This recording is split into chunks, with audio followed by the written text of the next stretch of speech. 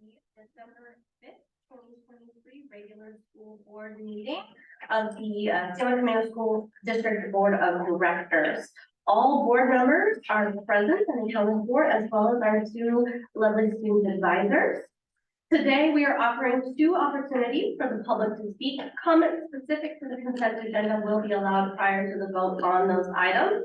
Citizens who have submitted a request to speak either here in person or online during the public comment section of the agenda will be called upon to make their comments at that time, which is near the end of the meeting.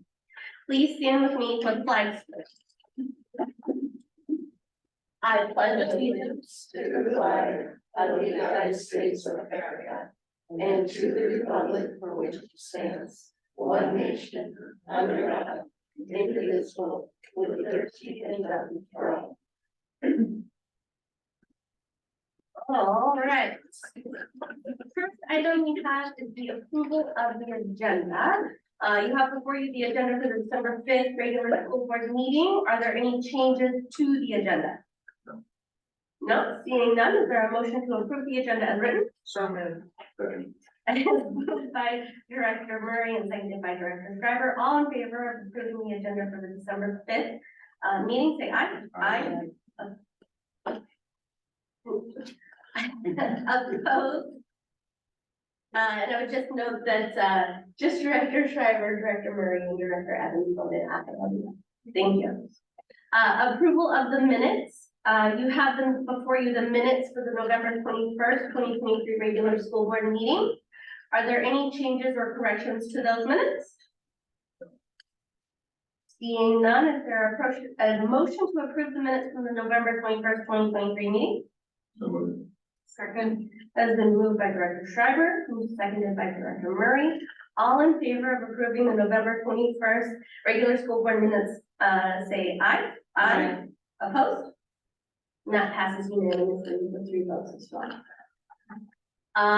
Next up, we have the oath of office. This will be administered by Dr. Rocha. You're going to start with Miranda, then Betsy, and then Steve.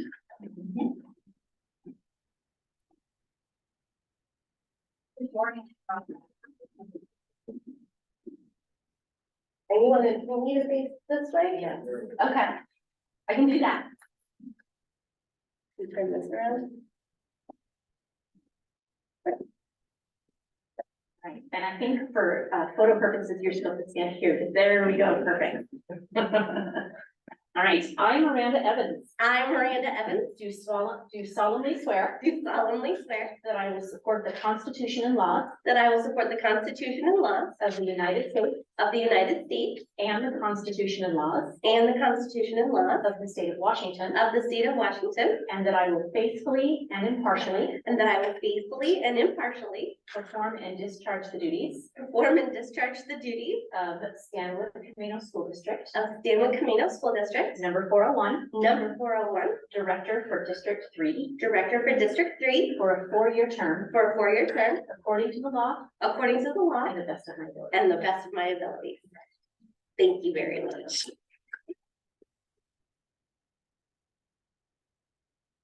Photoing? I know, that's so festive. Thank you.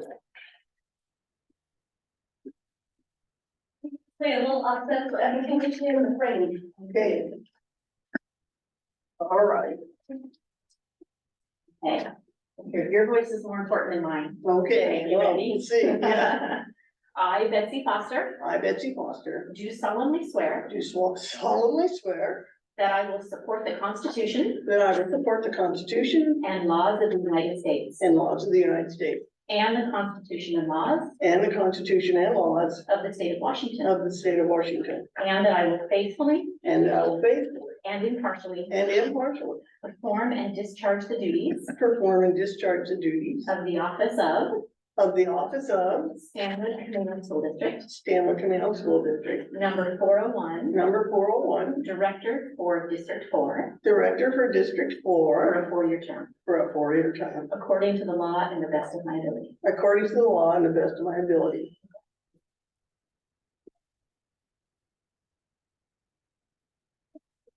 There's Ellen.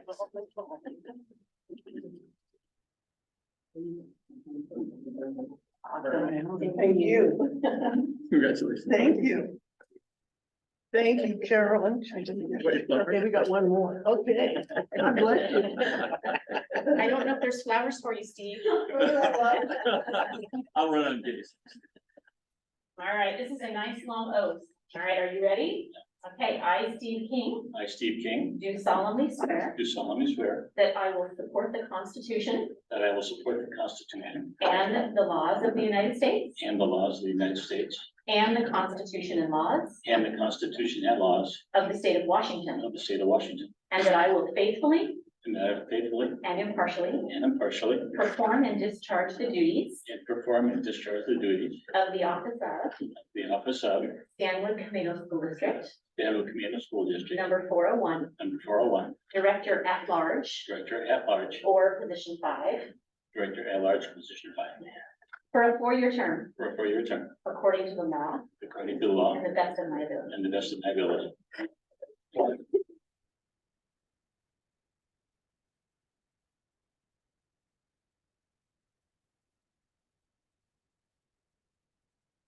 All right, thank you. Congratulations to everyone.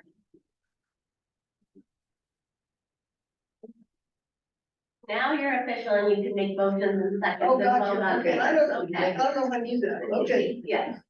Make sure you have your microphone in front of you though, otherwise it doesn't pick up your voice. All right. Thank you. All right. So now that we have all of our new board members sworn in and our board is official, we do reorganization of the board based on our board policy 1210. So in accordance with board policy 1210, the board holds elections from among its members for vice president, and vice president at the first meeting in December. These positions are for 1-year terms. So it's gonna get a little repetitive, so bear with me. So are there any nominations for president? I have one. And Steve King, I'm nominating Albert Schreiber. Okay, so there is a nomination, Steve King nominated Albert Trevor. I'll second it. That's a second. I would like to nominate Miranda Evans for president. Hold on one second. Al, do you accept the nomination? I do. Okay. I would accept the nomination as well. Is there a second? Okay, so is there any discussion to be had? So do we have 2 nominations? There are 2 nominations. Does anybody have any discussion to be had? Well, yeah, I'd like to go ahead and give my campaign speech for Al. Yeah, I've known Al for way longer than he's been on the board. And very impressed with his background as I got to know him. At all kinds of levels, nationally, internationally, etc. And looking forward to his leadership on the board and learning from him as I'm learning how to be a board member. Thank you. Anyone else? Okay, so is there, I guess we have to ask, is there a movement or a motion? We'll just take a roll call vote, I guess, on who votes for who. So we'll start with Steve King. You'll have to just say the name of who you vote for. Al Schreiber. Al Schreiber. Al Schreiber. So you should abstain if you're the one being voted on. Sorry, Director Murray. Miranda Evans. Okay, so then it would have to go, so you vote for Al, so Al will be the new president. So we will reshuffle, and then Al, you will finish the rest of this. Congratulations. I will leave the Zoom up, but I'm going to log out of, all of the other things, so you'll have to log into your own, email and everything. I'll leave the agenda.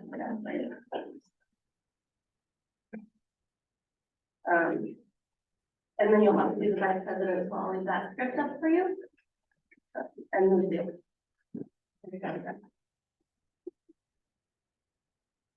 I'll come back to you. I don't want to wait right now. No, it said, the policy says we move now. So.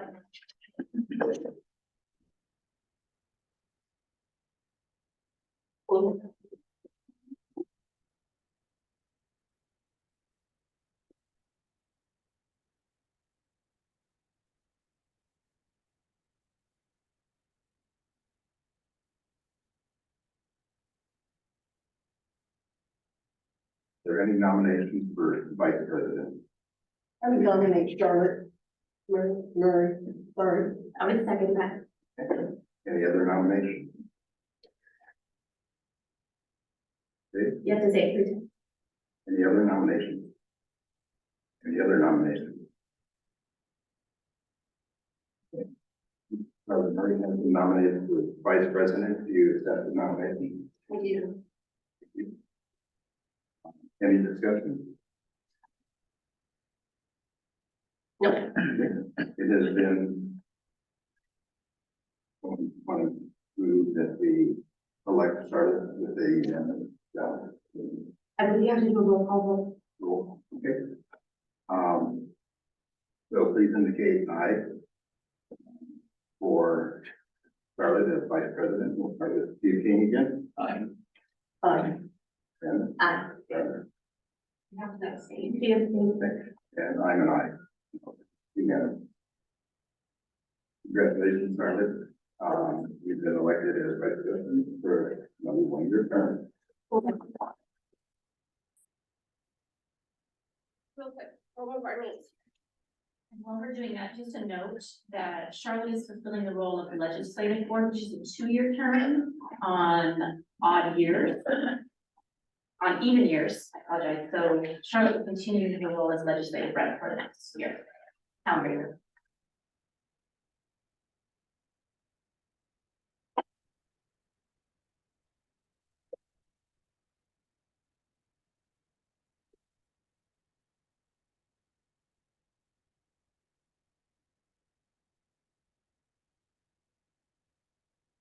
I don't know what that is.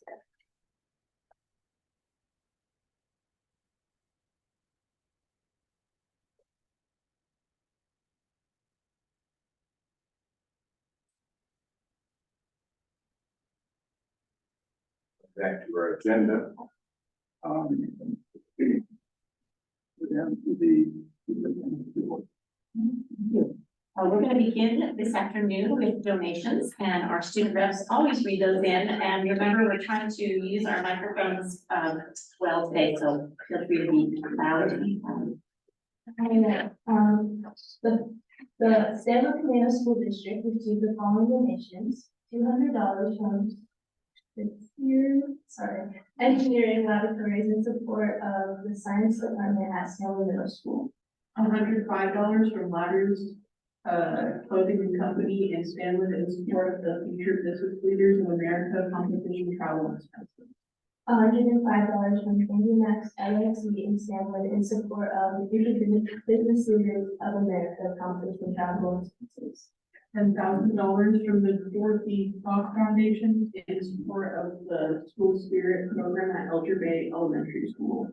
$1,275 from Mark Bonding Camp on behalf of Bright Funds in support of families in need. Thank you very much. We are always grateful for donations. The next item is our enrollment report, and we have that linked to your agenda. We always like to highlight kind of where we are at in terms of enrollment. So you'll notice if you do some quick math that we are down 12 FTE from November.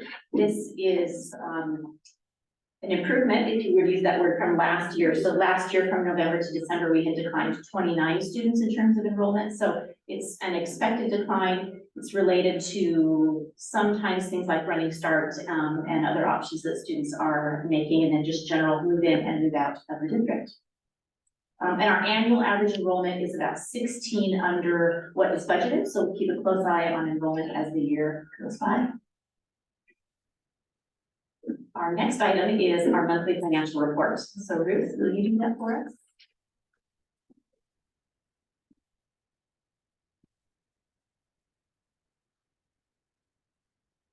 Good afternoon.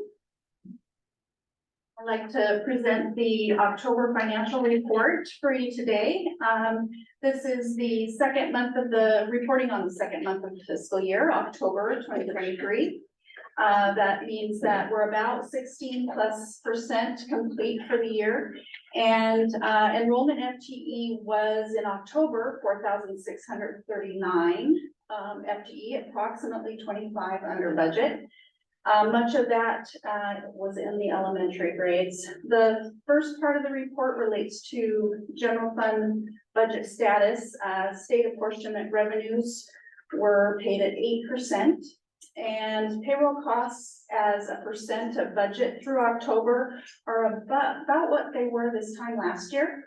And non-salary costs are higher as a percent of budget than they were this time last year, but a similar percent to salary costs, about 16% of budget. Page 2, we have a manager's report, and it reflects about 15% of remaining on our budget after October expenses, as well as other encumbrances such as salaries for the year and other purchase orders, things like that. Then on page 3, we have a 3-year comparison of our fund balance. October general fund balance is at about $8.1 million, higher than September. We usually do see an increase in October because of tax collections coming in for fall tax collections, but lower than the prior year October, which is anticipated in the budget. And then page 4, our object summary. In general fund, salaries and benefits represent approximately 83% of total spending, which is not unusual for school districts to have most of their spending in salaries and benefits. And it also will increase as non-salary spending comes down throughout the year. We paid for an English language arts adoption at the beginning of the year, which increases those non-salary costs. And then pages 5 through 10 are budget status reports for each of the funds. Pages 5 and 6 is general fund, which we've already gone over. It reflects that same $8.1 million in total fund balance that we discussed earlier. Pages 7 and 8, capital projects fund decreased from September with projected payments on projects. That includes the windows and Stanwood Middle School, as well as boilers that we're installing. Page 9, debt service fund budget status report reflects tax collections for bond payments, principal and interest payments, which happen in December and June. And then page 10, ASB fund increased about $20,000, which is typical for this time of year. It was a similar increase last October.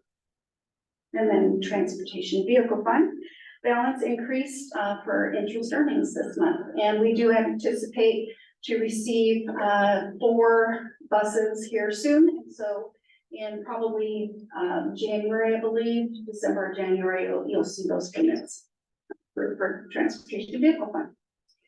And then budget capacity reflects some grants and other adjustments that also have a corresponding offset on the revenue side. And then our food service report, which is the last page of our monthly financial report, shows revenues and expenditures for October ahead of budgeted projections, which is good news. And then in the lower half of that report, the average daily participation is ahead of budget as well. That's all I have to share. I'm happy to answer any questions. Do we have any notes? None of those buses will be here before winter break, or more towards spring? I think we're anticipating in December. Yes. We're anticipating they'll arrive in December. Great, thank you. And then we're anticipating, so our budgeted total meals is up, it looks like pretty good from last year. Yes, we're very pleased with participation. Is breakfast Compared to last year. Is breakfast up as well? I feel like. Yes, breakfast and lunch are. Nice. Thank you, I appreciate it. Thank And you. as always, our full budget is available on our district website on budget. Yeah. Yes, thank you. Right, so we always enjoy our updates from both transportation and maintenance. So we don't have Kevin here today, but we have Miss UV. So Angie, if you and Ryan would like to present our transportation update, we'd love to.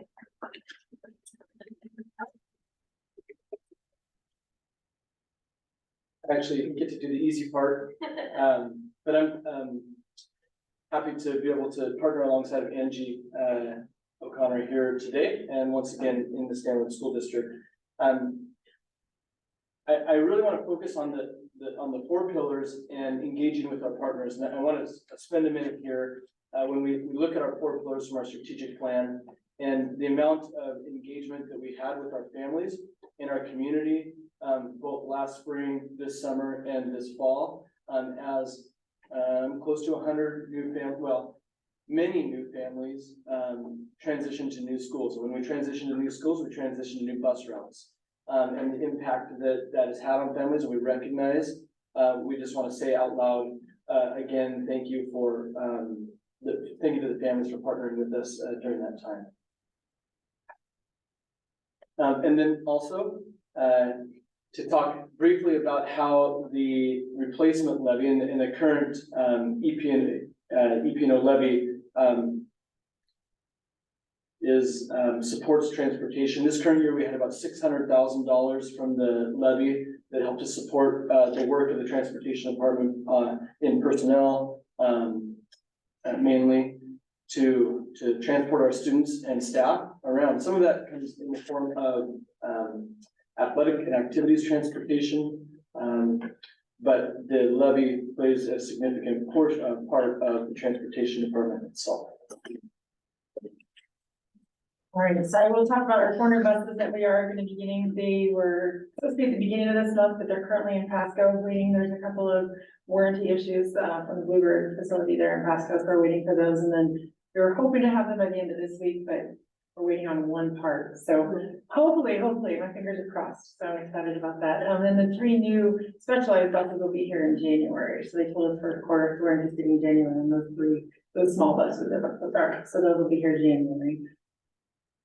And then our state patrol inspection was done on the 2nd of November, and we had only 15% of our fleet, so it's 15 of the 60 buses, and we got 100% again. It's kind of a standard that we expect because we strive for that, and at least for the last 10 years, we've gotten 100% on all of our inspections. So our mechanics work really hard in keeping those buses running, as do the drivers, and so we've received another 100% on our surprise inspection. Our routing adjustments, like Ryan said, there was a lot of routing adjustments at the beginning of this year for the new boundaries. The consolidations, they continue daily, as we're trying to come up with new ways with the shortage of drivers, to continue to get our kiddos to and from school. We have had a reduction of 3 routes to consolidate. We lost some drivers, and so we consolidated 3 routes that serve the students in the McKinney-Vento programs, and then also the students that are served in our preschool programs. We were able to consolidate some routes and get them more efficient. So we were able to do that. And then our snow routes are completed, and those are on the district website. So hopefully we don't see too many snowflakes before the winter break, but those are ready to go, and our information's out on the website for families. And this is our transportation team. We have an ongoing training. Currently, we have 4 new people in training, hiring new vendors and bus drivers. We will get 4 trained right after the Christmas break, so we'll have 4 new bus drivers. And our transportation team is going to be supporting the community through the bus program. That's this Saturday, the 9th. So we'll be at IGA, QFC, and grocery outlet from 9 to 5. So come on and see us and fill the bus for the food bank. Does anybody have any questions on our transportation? Supporting the drivers will take care of the shortage. I wish. So where are we? We keep getting more, but yes, we Will we still?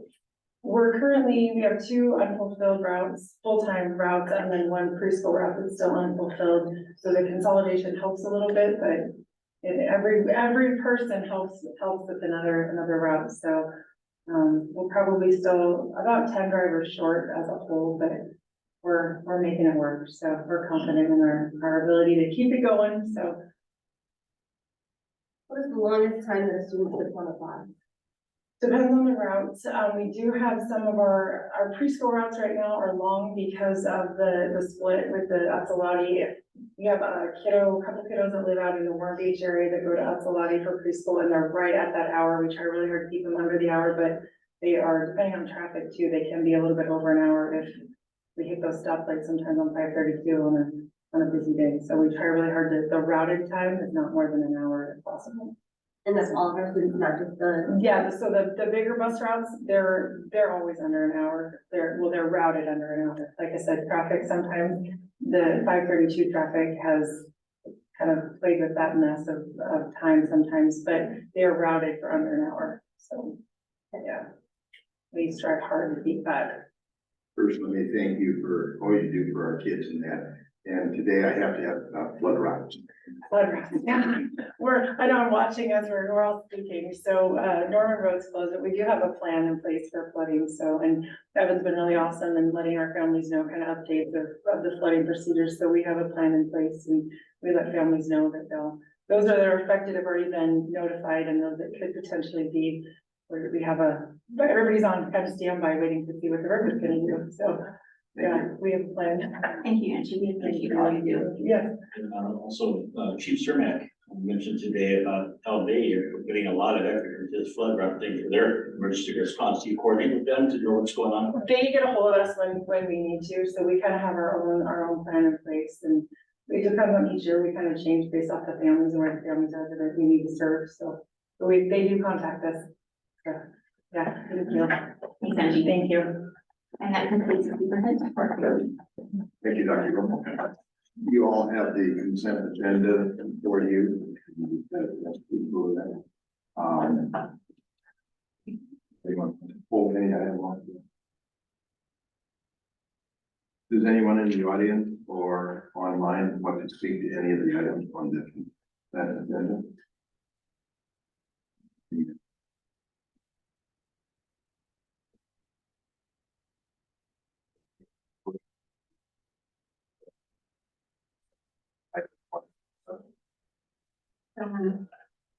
Second.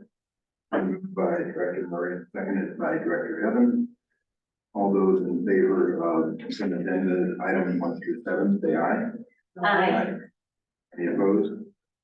That passes unanimously. Is there any public comment? Okay. So topics scheduled for our school board discussion, one, the book review. Interruption, we're on chapter 4 this week. Thank you. So our new board members, I know you didn't have a copy of the book. So next month we'll be on chapter 5, and we always give a little reminder. So if we would like to then have a conversation about what stood out to board members as they were reading this particular chapter in detention. Would you like to start us off? I thought it was interesting that, when you were talking about the math, how they knew what the problem was, but then when they intentionally interrupted and said, well, how do you know that that's the problem? Turns out that wasn't actually, there was no evidence to support that. So I think that kind of speaks to, how do you, like, sure, maybe you know that, but how do you know that? And what evidence do you have to back that up? I think that's key.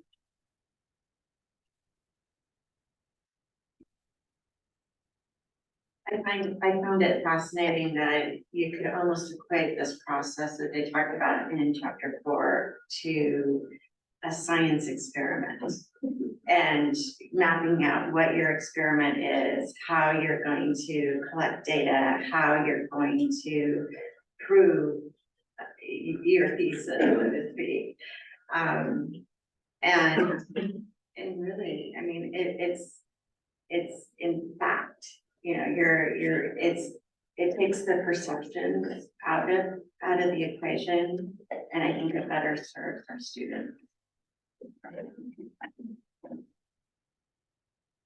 And on page 36 there, talked about the focus doesn't end with teachers, just the same way that student learning need defines the teacher's learning need. The teacher's learning need defines a leader's learning need.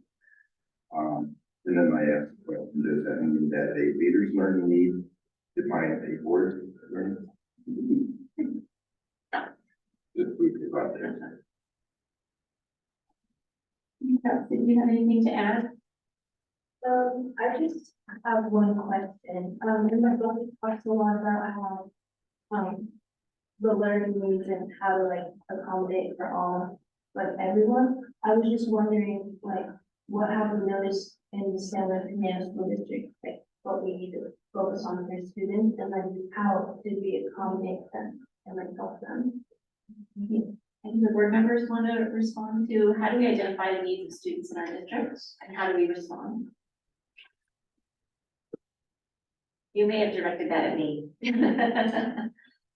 Thank you. One of the things that we utilize in our district is student voice, and I think you are perfectly positioned to speak about that as student leaders at the high school and the middle schools in particular. So how do we have conversations with students about their needs? The other piece that we use pretty consistently is meeting structures with adults in our system. So our teachers have routines and structures where they are meeting regularly. And not only to look at data like this chapter suggests, but to ask questions about what the data says in an effort to ensure that we're doing everything we can to meet every student's needs. And you're in a continuous cycle of asking those questions. You may have heard about our AAPs. Does that sound familiar? So our annual planning is one way that we do that. The other piece would be looking to our strategic plan and what that outlines as our goals. So delivering on those goals requires that we get both students and adults' voice on where things are going well and where things aren't going well. And we lean into those areas that we have needs for improvement. I was thinking maybe like you guys have the meetings like as adults, maybe to invite like high school students or like even middle school students to come talk, because you guys won't really know how we're feeling and you don't hear the student voice, and it's just another way to like understand. Thank you. The AAP process actually includes families as well. So this year we'll be adding on that component where we want students and families to have a voice on our annual plans for schools. So great reminder, thank you. Good thoughts on the book that Dr. this month be? Well, I was gonna use the format that we use, so I used to think as a student, teachers should follow the instructions straight from the book to teach kids. And now I think that it's very important for teachers to make an effort to talk to leaders in order to help their students' learning needs by learning new techniques and ways to teach. And I also think it's very important for strong leadership roles to be in the classroom. Everybody continuously learning.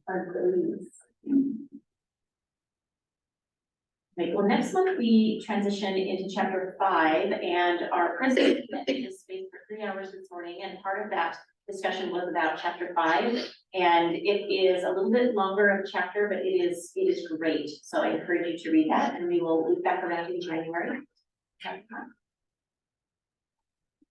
Thank you. The second item for discussion is our Washington State School Reference Association annual conference that we can add down in Bellevue and report on that. So down there.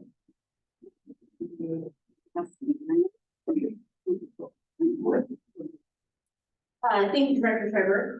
So I love the WASDA conference. It's a great time to kind of get together and learn from our peers and sort of what things are that our other successful districts are doing, and it also helps you feel a little maybe less alone in some of your struggles as well when you hear similar feedback.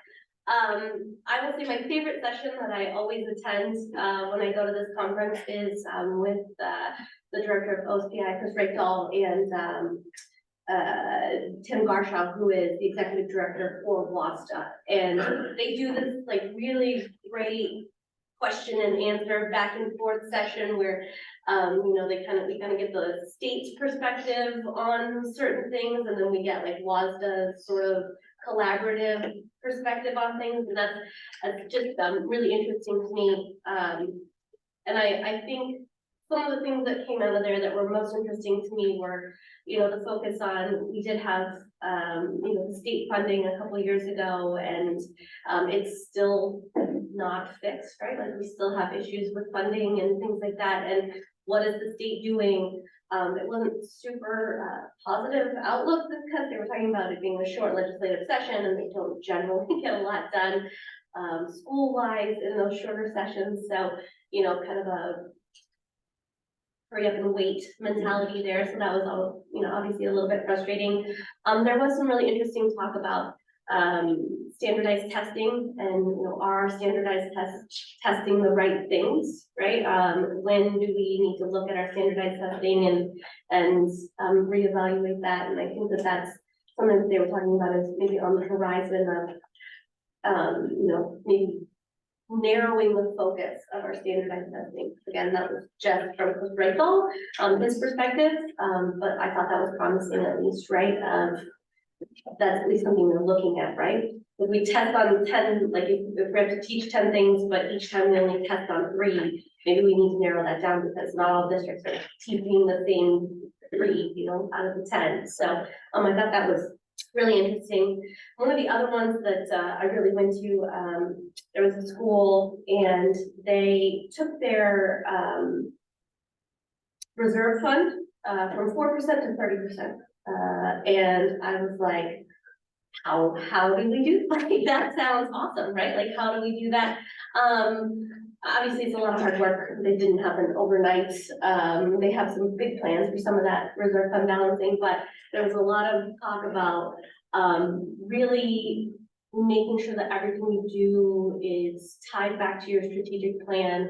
And how does that work? So one of the big changes that they did was when somebody has like a budget request on the form for the budget, is what strategic plan item does this pertain to and how? Like, right? Like not just why or which one, or just pick one. You gotta say how it supports that strategic plan, that pillar, that thing that we're looking for. And then one of the other things that I thought was really interesting is if not this, then what? So you had to provide like a secondary option of like, if I can't fulfill this whole thing or this big ask, then what? Like, what is your plan B for this? And I thought that those were 2 fairly simple things to keep people sort of on track and mindful of everything we do is to promote and push our strategic plan, and the money and the spending should show that. So I thought those were 2 interesting things that I learned. I also sat in on the session with Chris Reptile and Tim Garshaw, which was, as Miranda said, there were a lot of takeaways there that were important. And the fact that being a ledge rep, it is a short session, and so they're, trying to, kind of get down to the nitty gritty of what do you think we can accomplish in this short session? Because everything gets done by the middle of March. And so those aspects, that was interesting to me. But then I also sat in on a session where we were talking about student voice. And, it has been important for me to learn how I can support our student reps and bringing forth additional student voice into all of the different aspects of our district. And so, they talked about your why you want to do this. And they've WASDA has also expanded the WASDA student rep section. They elected their first chair of their committee. And so I'm excited to hopefully get our students more involved at the WASDA level and making more positive change and bring more voice to Olympia. And so those were kind of some of the things that I was looking at when I was going to different sessions, was working on the student voice section. Thank you, Charlie. That's it. Was your first annual conference, your thoughts and comments? Well, I think it was really educational, and I think one of my biggest takeaways is, my class on, that has a dignity index, about how we treat each other when we disagree.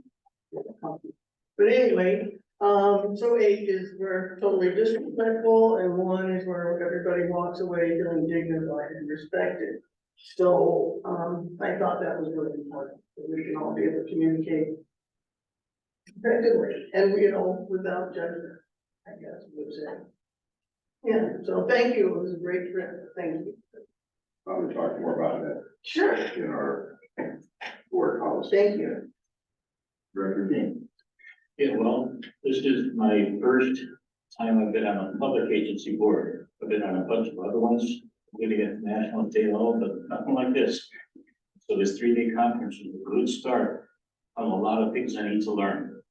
And one session was especially interesting to me, was one about different kinds of graduation standards. And we presented with 3 different approaches to graduation standards, including a new one that Seattle is pioneering. But in general, they all are focused on the individual and what their desires and outcomes are, what they like to have, and not just one size fits all, but sort of like Marine Corps says, be the best that you can be. Well, yeah, that's so taking the individual, what their goals are, and then, for example, in one of the pathways, there was an option for future military, for example. I mean, that was the pathway looked at a high school, and many other things like that. So that was very interesting. Thank you. And I had 2 that I wanted to just briefly comment on of the sessions that I went to. One was put on by the Mount Vernon School District on the fentanyl epidemic here. I'll pass those down that way. They had the number 2 guy from Drug Enforcement Administration from Northwest there.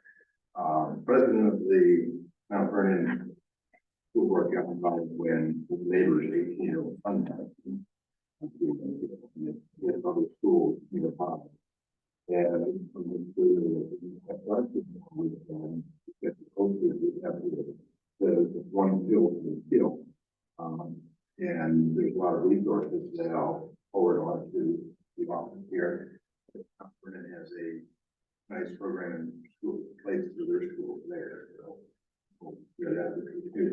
The other one, kind of along with Betsy, they went to the role of relationship and government here. Have copies of those down there.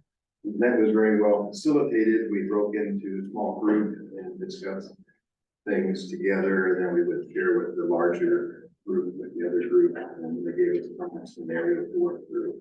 It was very well done. So, still more good information.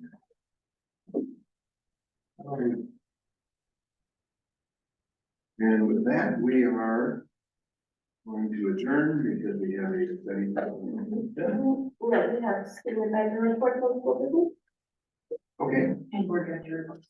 Um, And would you mind if I add one piece? Go ahead. Charlotte and I are scheduled to attend the legislative conference, which is part of Charlotte's role as legislative reps. That's later in the year. And so we'll have a report out on that. It's connected with Day on the Hill. And so Charlotte's participated in that before. I'm looking forward to doing that with her. That'll be my first time. So thank you, Charlotte. Also, not to put Mr. Elvinell on the spot, but he had the opportunity to come down for one day with us. Was there any, and you can talk, no, but is there anything that you thought or reflected on or learned? Always learn. But I just have to agree, the hour that we spent with Superintendent Rakedahl and Tim was very informative, and the model in which they used to take questions that leaders, directors from around the state had at the top of their mind, and to hear it directly from state leadership is very valuable. So it was, I appreciate being there. Thanks. Thank you. That takes us down to student advisory report on school business. Who would like to start? Hi, I'm Dee and I represent Hill High School. And this Thursday, the 7th of December, we have an ASP meeting. And what that looks like is one reputable student from each grade comes to a meeting to state their opinion on certain important topics. For example, the Spirit Week. It's very important for us to hear thoughts and advice outside of leadership. And this Friday is the pancake breakfast, which I'm very excited about. It's the 8th and it starts at 8:29 during advisory. I especially can't wait for the delicious food made by leadership team and to hang out with peers and teachers out there. That was my report.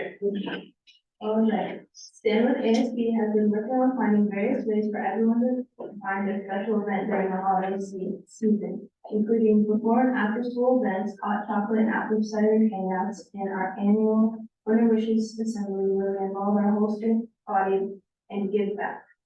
The motto of ASB this year is to make Stanwood a second home for everyone that goes to our school, meaning everyone feels safe and included moving forward. We are trying to plan other events after school for January and February. We've been having a student senate meeting every month where we can approve new clubs such as Writers Guild and Holiday Club, approving funds for various different activities. We also are working on making new posters and decorating the whole school. We look forward to working with the school board and whatever endeavors they may have and would like to include us in. One major event we are working on is Cause for a Cause. Cause for a Cause is a charity event hosted by Stanwood ASB to spread holiday cheer throughout the community. This event will take place at the high school on Wednesday, December 13th from 5 p.m. to 8 p.m. We're asking students, parents, and other members of the community to come and donate clothing and pet supplies. These items will be donated to Cocoon House of Homeless Shelter and Vanilla Pet Shelter. Along with the donation drive, we will be making blankets for the community to take home and other fun events for everyone. We hope to see you there. And then another thing that I didn't put in my report is we're also making like personalized like name tags and putting candy canes on them and giving them to everyone in the school district. That is the end of my report. Thank you, Grace.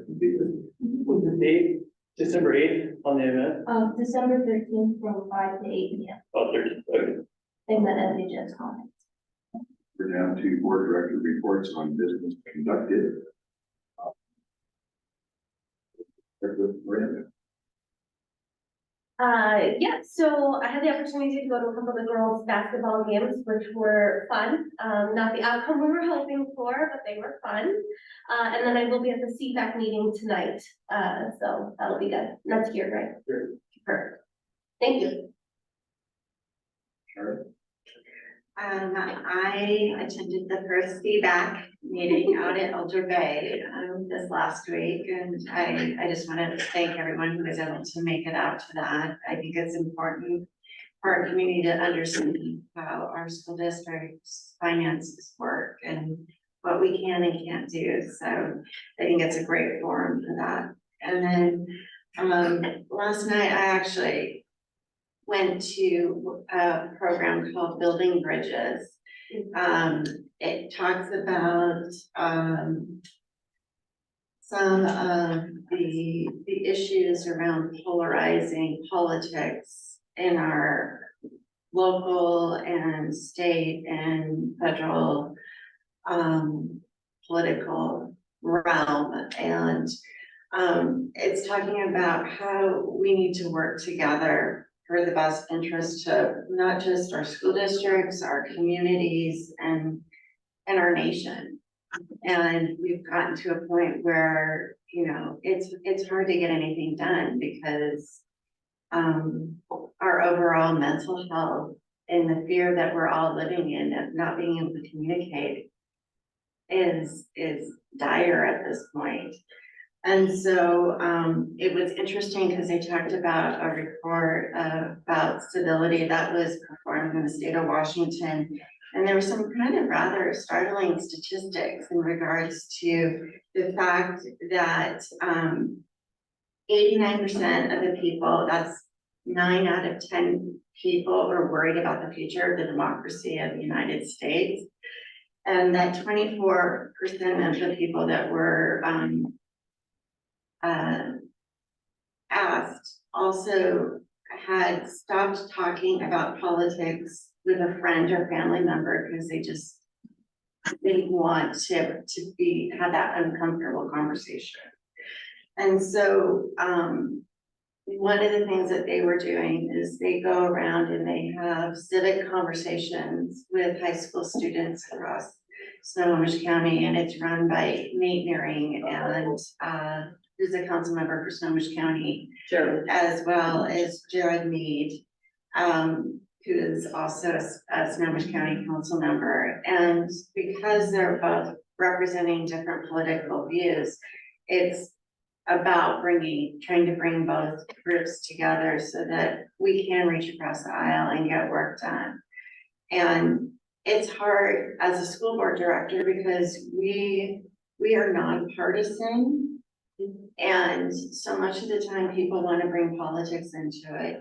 And this is not about politics. This is about us as a group of individuals trying to do what's best for our youth and the future of our communities. And so I just think it's really important work that I'm starting to see, and I'm hoping that it breaks down some of those barriers so that we're actually able to do the work that needs to be done for our communities and for our school districts. The other thing that I did, since the last meeting was I actually sat in on a session for a House bill that is being resurrected for, supporting zero admissions pupil transportation or school buses.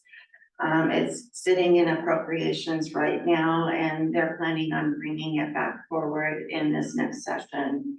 So one of the things if that bill passes, one of the things that we will be needing to be looking at is the fact that we will not be able to buy diesel buses after 2027. They're also looking at, part of that bill has some changes to the depreciation schedules to accommodate the cost difference in a diesel versus an electric bus, for example. They're also talking about creating some grant opportunities to help support the deficit as well, so that it isn't an unfunded mandate for school districts to start migrating in that direction. So it was a really informative hour of conversation with them, very high level state representatives and senators. That's what I had. Thank you. I'll open it up to our new directors if they want. I know you haven't, you've only been sworn in, I don't know how to know. All right. So we have a study. Comment on that, about the issue about the buses. And that is something to look at.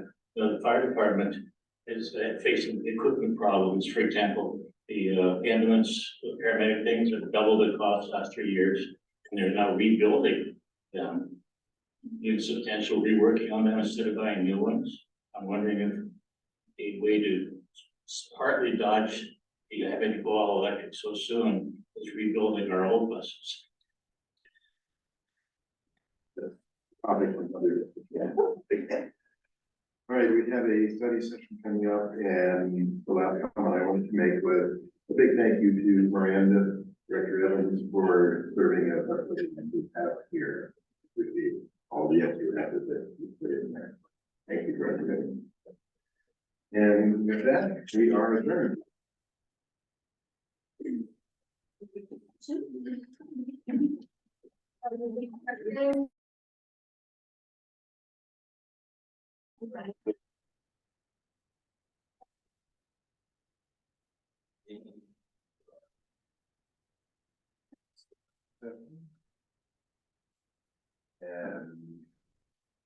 I didn't know we had time. I was hidden. Her feet later than I am. Oh. not usually.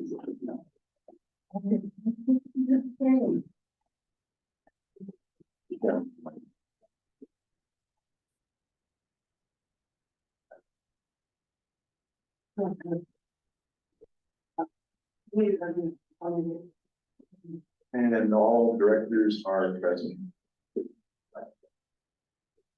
So we have the agenda for the study session before you. Any additions, corrections, or whatever, I'll entertain a motion to approve the agenda. What was the agenda? second? Second. Approved by Director Foster and seconded by Director Evans. All those in favor of the agenda, say aye. Any opposed?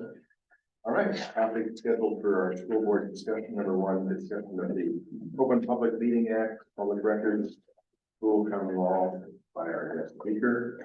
And over to you. Thank you. Well, first of all, thank you for having me. I know most of you administrators here. I know some of you board members, but not all of you.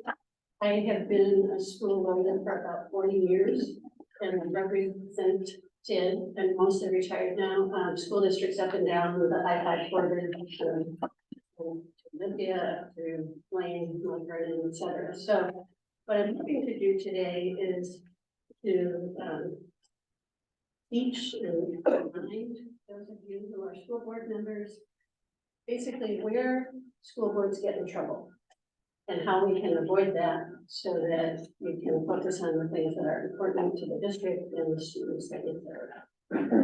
Two of the topics we're going to talk about today are the Open Public Meetings Act and the Public Records Act. And the law actually now requires that you have training in that area. So consider this your training, and I will provide Deborah with certificates to go in your files to show that you've actually had the training.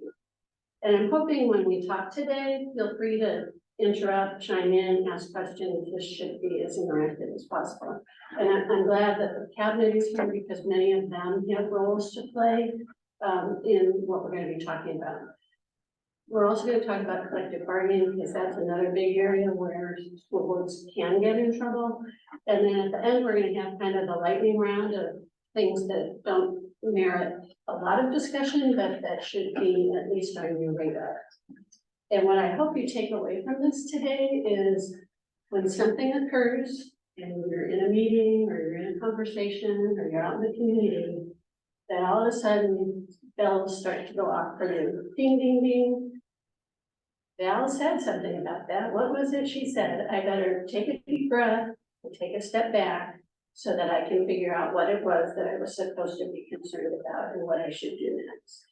So we don't expect you to remember all this. It's just really issue spotting. What are issues that might come up? What should you do when they do? No problem. So we're going to start with the Open Public Meetings Act, and you, even as new board member, you've experienced that so far today. And what I want to first say is this is the purpose of the Open Public Meeting Act. It's a very broad purpose, but essentially says that you as school board members are conducting the people's business. And because of that, you need to do it in the open and not in private and not behind closed doors.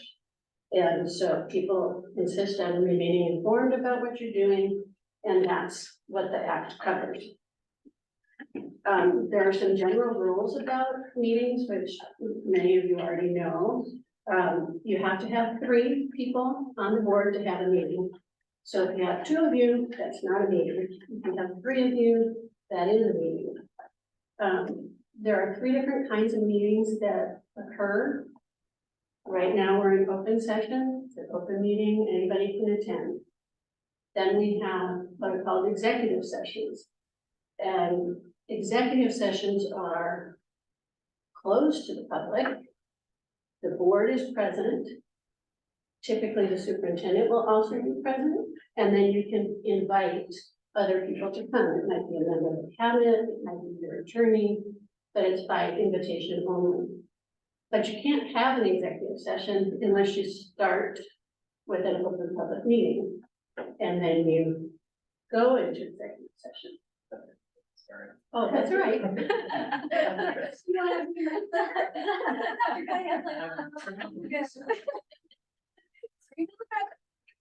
That's fun.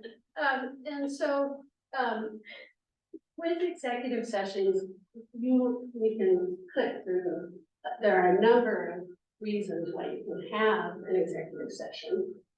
And I've listed many of them here. The ones that as a lawyer, I typically got involved in is when we had a difficult personnel matter that needed to be discussed in private, and the board was reviewing a complaint against that employee or sometimes against a board member. And then there are real estate reasons, there are contract reasons, there are litigation reasons, like you don't have to have a conversation about should we or should we not settle a particular lawsuit in front of the public. But you have to meet the very specific criteria that are given, and they're set forth on page 3 and 4. You know, the list goes on and on, in terms of what you can do, in executive session. But part of what I want you to learn today is that boards do make mistakes. Not too far from here, Arlington School District was in the news not that long ago, because they had been sued over their open public meeting practices. And what they did was, and they did this apparently because they believed it would be beneficial to the public, they started all their regular meetings with an executive session. Okay, well, you could do that if you did that the right way.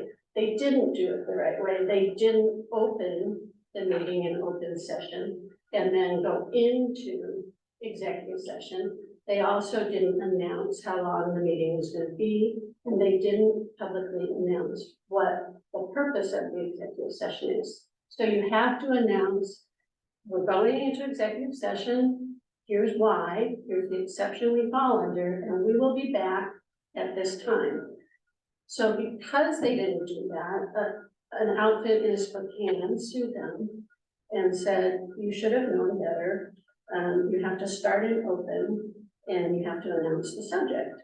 Well, they lost. They admitted that they had done it improperly, and they had previously been told by the state auditor they were not doing that, but they didn't change their practices. And so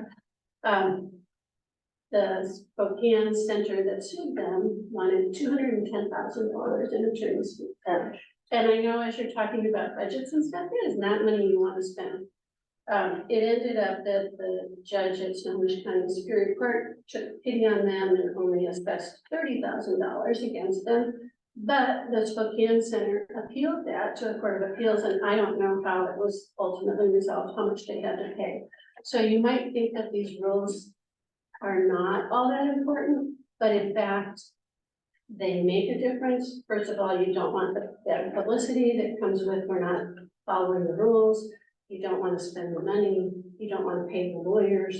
And so I think your superintendent generally will make sure you're following all that. And Stacy also, who's posting everything to your website about what the board is doing, what the agendas are, and when things are happening, will make an effort to keep you all focused. But I think it is important if you're in executive session, for example, and you feel like the conversation's gone away from the purpose you announced at the beginning, you need to kind of self-correct each other and say, hey, wait a minute, I don't think we're supposed to be talking about that. We need to do that either in open or another day, and just self-police and keep yourselves out of trouble. Can we touch on the confidentiality?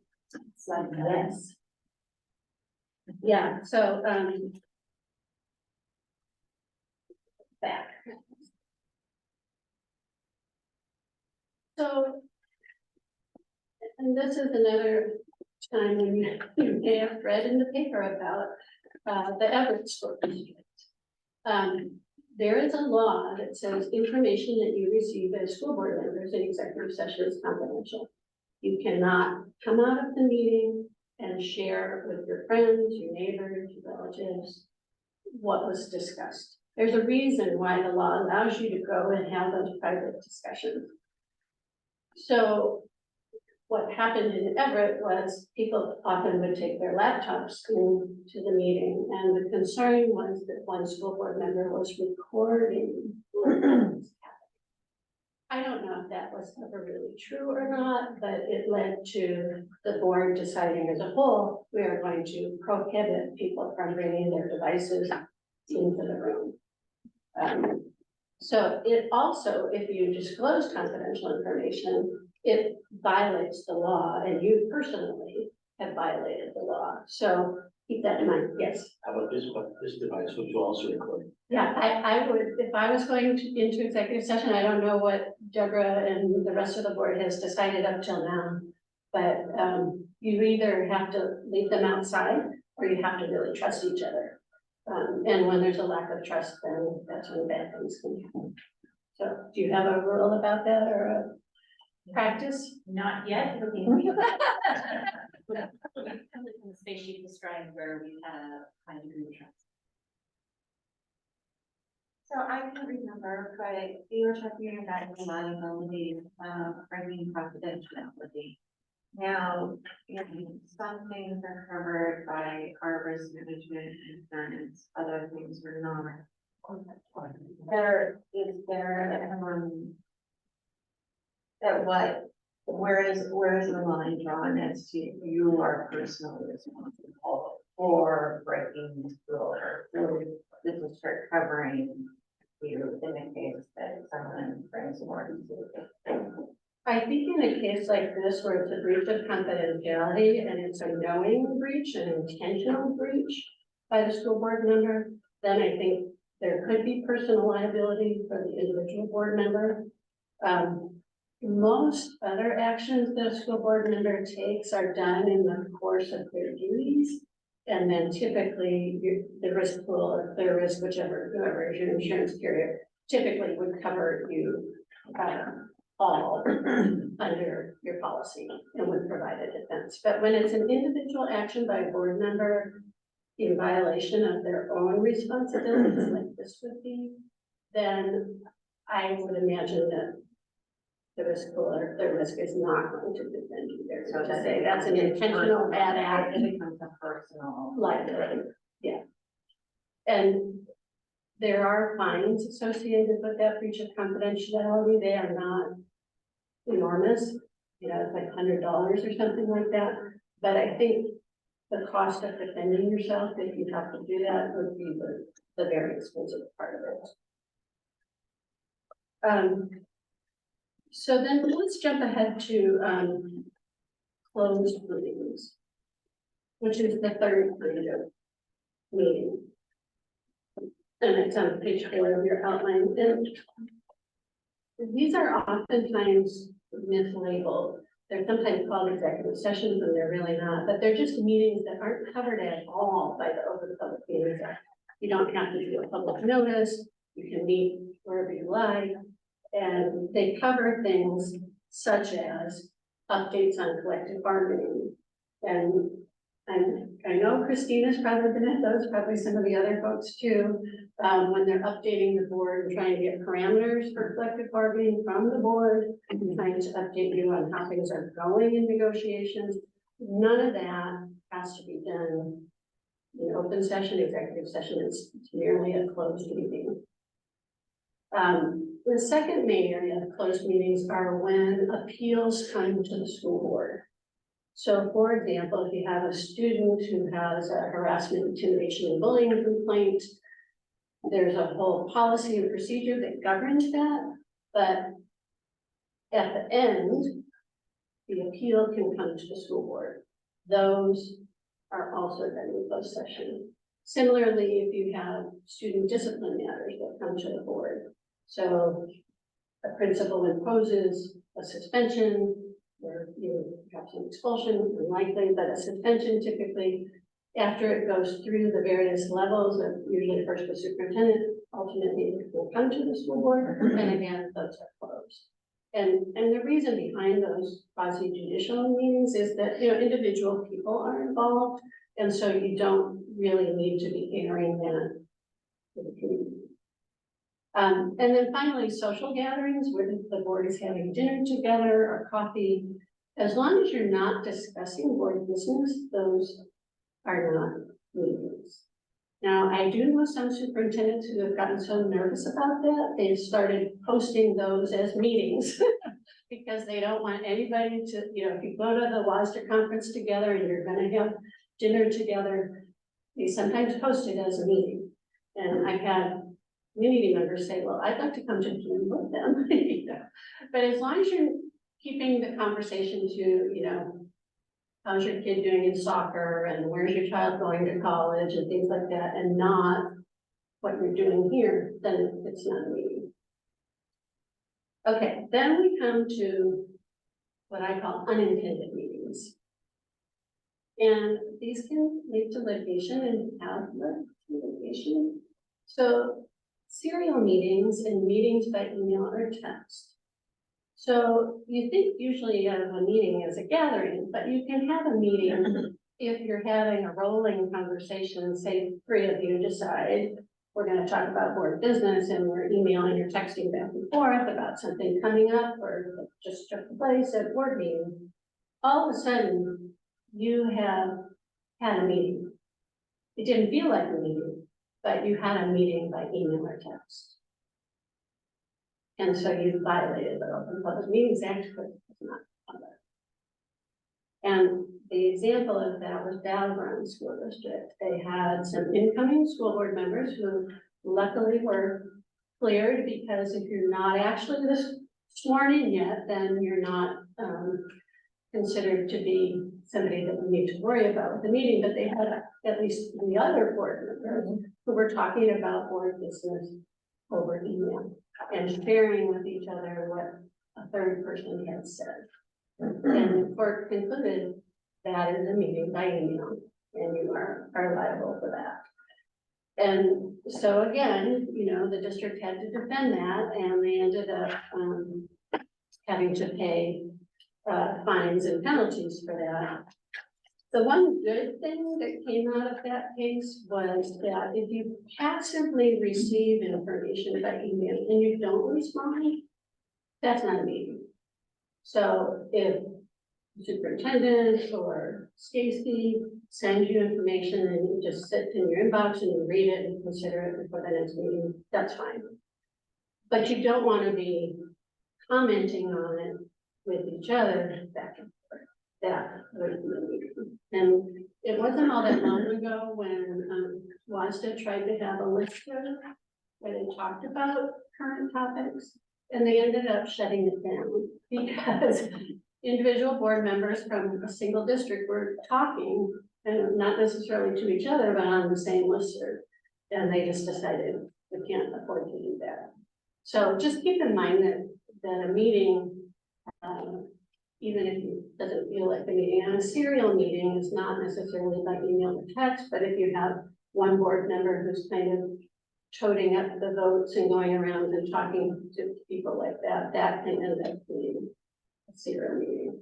And the Battleground was not alone. I mean, as recently as 2010, the city of Seattle got in major trouble over having individual discussions with administrators at the city, and then the administrators like drafting a press release that all the city council people said, oh yes, we'll sign on to that, and it had to do with a head tax that they were going to impose on big companies. Well, then the press started asking, well, how did you all say you were going to sign on to this press release if you haven't discussed this in open session? And so the net of that was you violated the Open Public Meetings Act. All of those emails and text messages are subject to public records request, and so it's very easy for the media and others to get a hold of our conversation. Yes. So would you recommend not hitting the reply all button? Yes. How did you know? And I even sometimes when I am like drafting something for the whole board to look at, like maybe you've had an appeal of a HIB complaint, I will say, do not hit reply all, respond only to me if you have any questions or concerns about the draft, and you just don't want to go there. And many of you have heard this, maybe through WASDA, but it doesn't hurt to hear it again. So just as a note, if you're using like the Gmail app, when you get your district email, those pre-populated responses down at the bottom that are an easy just click and it says it, those are in reply all. Those reply all to everybody on the email, Oh, no. so don't use those. Yeah, so like, you know, when it fills in, like, thank you, don't use those. That's good to know. Yeah. And there's the personal identity. Okay, so now, anybody have any questions about meetings? Because otherwise I'm gonna move to records. Well, the one thing we used to do in past practice when we used to go out to the golf course and have dinner at Rogers House. He invited the newspaper editor, so he could make sure we're not doing anything. And the editor would stop you if you were starting to talk district business? Yeah, but we hired for the district now. Oh. All right. So we have So you see a similar purpose with the Public Records Act, again, that, you know, the people of the state do not yield their sovereignty to the agencies that serve them. And so the people insist on remaining informed. And I regret to say that the Public Records Act has become a way of doing business for many people. In early days of my school law practice, it was generally used by newspapers, occasionally somebody who was interested in a particular issue, but it's expanded beyond that to people who actually make a living at it, hoping they can make a mistake and that you will then have to pay them. It is liberally construed. You do not want to be in court over the violation of the Public Records Act. And I regularly advise administrators who are handling public records requests and superintendents who are trying to manage them. If you've made a mistake, you need to own up quickly, turn over the records, and don't try, you know, to stonewall it, because it only gets worse over time. And only the district currently handles your public records requests. Did we update that? The policy, the Yeah. procedure? Yeah. Yeah, okay. You have a critical job for the district and one that you don't get enough thanks for, so thank you. It's a very hard. I wish I could say anytime, but I'm. So you have to assume that everything is a public record. It can be a writing, it can be a text, it can be a photograph, audio recordings, pretty much anything, electronic records. It's not just a piece of paper. And so when people make their public records requests, they often say, you know, give me everything. And so then what you will have is Ryan, right? Evan. What? Okay, so, you get, the request from Evan saying, okay, I've got this request, I need you to search. And as school board members, you would say, well, I don't really have anything. Well, you need to do the search. How do we do the search? Hopefully, does everybody already have an email account from the district? Okay. Do they have phones from the district? No. Okay. Never use your personal email to conduct district business. If you have community members who are, you know, who campaign for you and they're now emailing you, I'd like to talk to you about X, Y, or Z, you need to not respond to that other than to tell them, please contact me at my district email account. I do not want any of you in tears when you are told you need to show us your Gmail or your Comcast or whatever personal account you're using. All district business must be conducted so that the district can search it on your district assigned account. I know that's hard to do, especially when people are texting you, but please, you do not want to go through what I have actually had to force some people to go through. Give me your phone. Give me your personal device. It's just not where you want to be. So start using that to communicate with people. If you don't want to create a public record, tell people to call you. And as a hint for the administrators that are here, you should not be using your phones to conduct district business either, because those are public records as well. It's not just the school board, it's everybody. And I've had administrators in tears when I say, hand over your phone. Well, you're gonna look at all my pictures. Yes, I'm gonna look at all your pictures. Because we have to be sure that we've done a complete search. Yes, I've already been getting requests from people using the, and especially email address I had in my voter pamphlet thing. And so I should reply to them with the district, my email address from the district. if you can do like an automatic reply and say, I'm no longer using this account, please contact me at this, that would be the best. And that kind of raises sort of a side issue of if you had like a Facebook social media account for your campaign. I've had difficulty where school board members have kept using that after they've been elected. And then it becomes sort of a mishmash of campaigning as well as district business. You have to keep those two separate.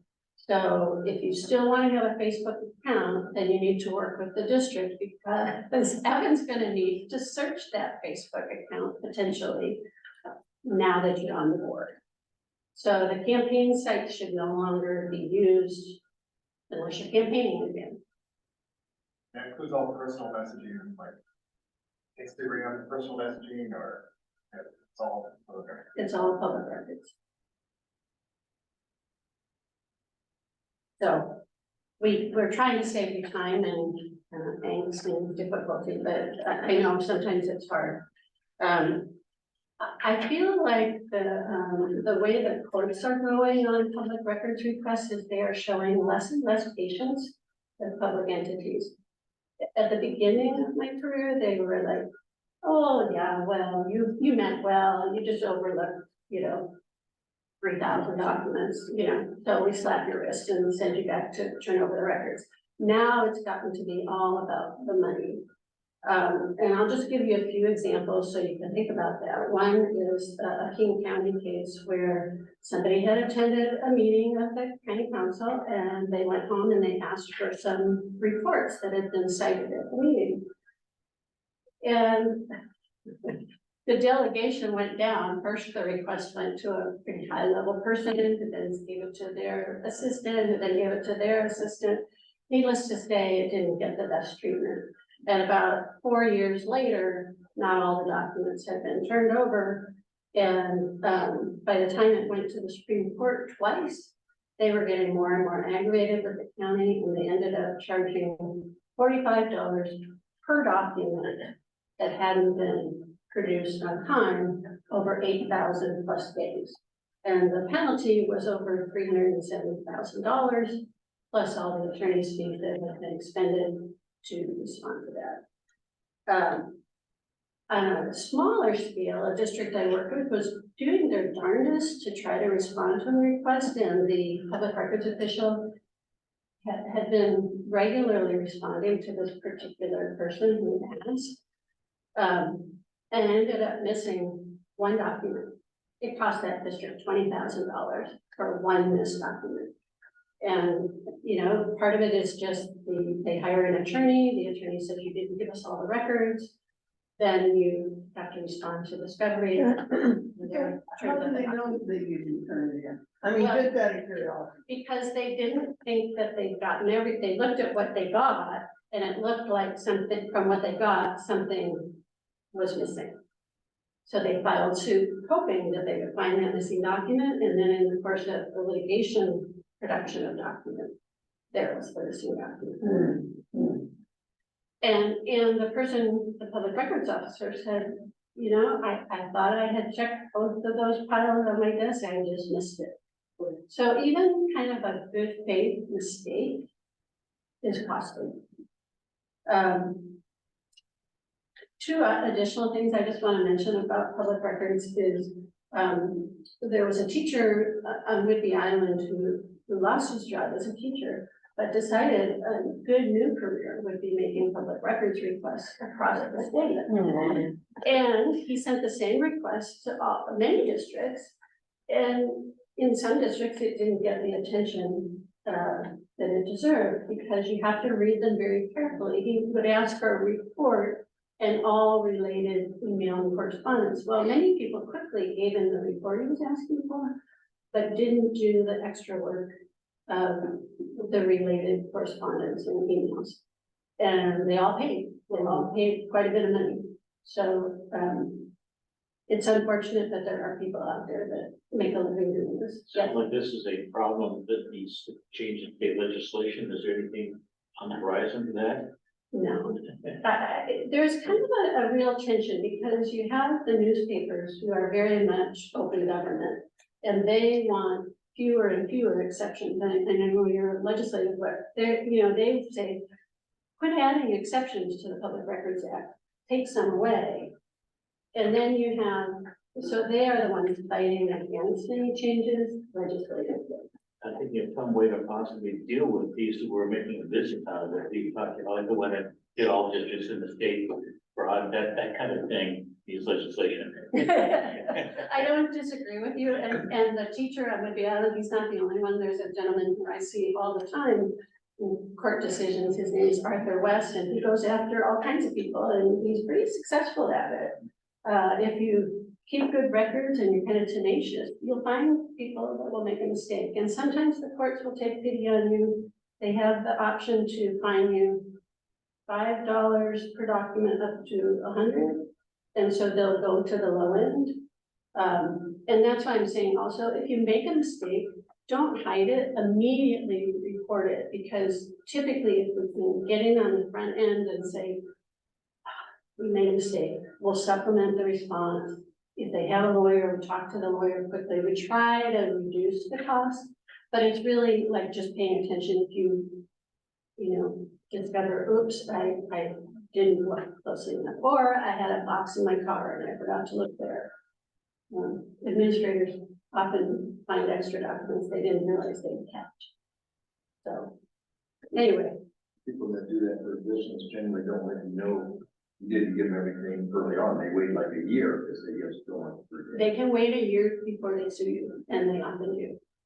So you don't know that you're in trouble before you're in trouble. Yeah. And some of them, I mean, the two people I just mentioned, the teacher and this other gentleman, Mr. West, they don't use lawyers, they just do it themselves. So, they figured out enough about how to manage it that they do it. One final example is, City of Shoreline had a case that went south very quickly. They had, a deputy mayor say something at a public meeting, that she'd gotten an email from somebody about a certain topic. And somebody, before she left the meeting, said, I'd like a copy of that. She said, okay. So she went home. It had come on apparently her personal computer. And she forwarded it to the person who asked for it. But she deleted who it came from. So it wasn't exactly the record that she had gotten, because she didn't want to share who had sent it to her. Well, then public records requests started to come in. No, I want the original email. And then it came in, I want the metadata associated with that email, which is just data about data. Who was it sent? Who was it sent to? How did it get to you? At any rate, the city got sued. The case took 7 years. And in the end, the city had to pay $538,000 for one email. And the deputy mayor was beside herself because the court told the city, you need to go to her home and search her hard drive for this missing metadata. And she tried to forward everything. It wasn't like she was trying to conceal it, but if you change things and delete things, it gets harder and harder, especially over the course of 7 years, to make sure it's still in its original condition. So if you get a request like that, it's best not to be using your personal email, not to be deleting or changing things, and also to be preserving things. So let's talk about records preservation, because that's something that doesn't come up very often, but it's made a big splash, at least in Seattle, when public records requests were made during the 2020 protests in Seattle. And the police and the mayor and everybody was involved in texting each other back and forth during the protest. Public records request came in, and the text messages were nowhere to be found. And the mayor claims, well, my text messages, I got my phone updated, and so they all disappeared. And the police chief says, well, I regularly just delete my texts. The state of Washington has a law that requires school districts, including school board members, to keep records relating to the conduct of government. And there's a whole big thick pamphlet about it. I don't know who here is in charge of making sure you retain all those records. But if you're texting people about district business, your phone company doesn't retain those records long enough, right? So it's like 60 days, sometimes 90 days. And if we get a public records request 6 months from now, for the text messages that you had on a certain topic and they're gone, we can't respond. And the city of Seattle, you know, again, it takes years and years for these cases to resolve, but they ended up paying hundreds of thousands of dollars in sanctions, so $600,000 in sanctions and a $3.65 million settlement. That's a lot of money, even for a big city. So again, just to reiterate, we're not hopefully texting each other about district business. On the flip side of that though, like when the statute of limitations is up on holding on to something, we want to make sure that we're getting rid of it when we do, because if we don't, if it's outside of that, then if you have it still, you have to give it up. But if you don't have it and it's outside the statute of limitations, then you can just say, I don't have it because it was past its limit, right? Right, but the archives, they have varying limits of how long you have to keep things. So that's why somebody at the district is in charge of what do we need to keep and what can we finally get rid of. And I agree with you wholeheartedly that some districts keep way too much. And an example of that is when public records requests came in, or tell us about all the teachers who committed sexual misconduct over the last 30 years. Some districts could go back that far, and you don't want to be able to go back that far. But that's an example of where saving something for too long is not helpful. Do you have somebody designated, Deborah, for making sure? Yeah, that's you. Okay. Ruth has fallen on that sword for us. Have you? I mean, it's not a good job. I mean, have you had to go through and clear out files and things like that, or have you? There's a schedule that we try and. Okay, so you follow the schedule. Good, okay. And then finally, I guess I would just say, there's overlap between the Public Records Act and the Open Public Meetings Act. And they're not the same. And so each has to be analyzed on its own terms. And so just because you've responded appropriately in one arena doesn't necessarily mean you've responded appropriately in another. And I'll just give you an example of that comes up at school board all the time. Let's say you are appropriately in an executive session that's confidential, and you're in there taking notes. And what do you think?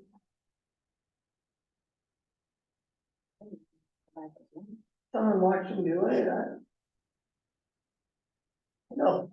Well, I mean, The other four board members watch. it depends on whether you're taking notes about district business. And so what I always ask board members to do, and some people, I'm one of those people, like to take notes just to track the conversation. I gather all those up at the end of the executive session, give them to the superintendent, and I ask that they be shredded. Don't need them anymore. Don't want a public records request for them because they might actually have to be produced. And probably won't. So we don't have. Right, if you don't have it. And that brings up a good point, Deborah. Once we get a public records request, you may not destroy records. And that happened in the city of Seattle case where apparently the police chief deleted 37,000 texts. Personally, so we don't want to be there, but that's the intersection. Sometimes you get requests legitimately for things that we don't have. So can you give me, you know, a report on X, Y, Z? It's not something we have a reporting system for. It's not data we have in the first place. So Evan is pretty good at navigating, you know, the fact that we don't have to create something that we do not have. But there's also the spirit of the law that competes with that, so it's not a black and white. And you probably have to make a judgment call each time about whether you just say flat no, or you say, I don't have to.